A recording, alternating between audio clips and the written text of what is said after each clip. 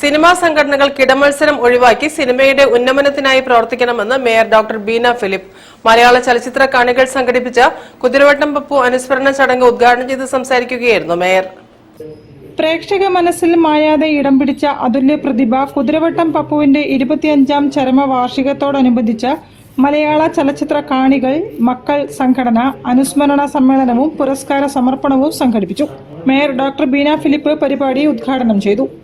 Cinema സംഘടനകൾ കിടമത്സരം ഒഴിവാക്കി മലയാള സിനിമയുടെ ഉന്നമനത്തിനായി യോജിച്ച് പ്രവർത്തിക്കണമെന്ന് മേയർ ആവശ്യപ്പെട്ടു.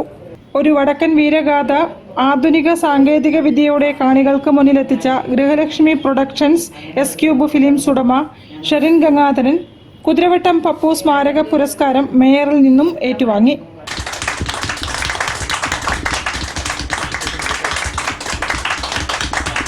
വടക്കൻ വീരഗാഥയിൽ അഭിനയിച്ച ഡോക്ടർ റോഷൻ ബിജ്ലിക്ക് Mathrubhumi managing editor PV Chandran ഉപഹാരം നൽകി.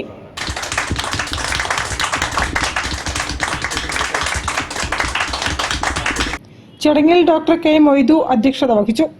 PVജിയുടെ ഫോട്ടോ ടൗൺഹാളിൽ സ്ഥാപിക്കണമെന്ന് മലയാള ചലച്ചിത്ര കാണികൾ പ്രസിഡന്റ് C ചാക്കുണ്ണി ആവശ്യപ്പെട്ടു.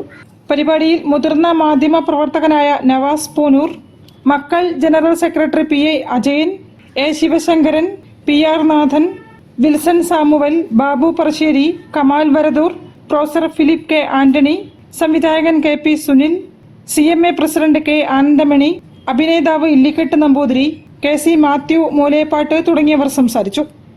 News bureau, Kozhikode. വാർത്തകളിൽ ഇനി ഇടവേള.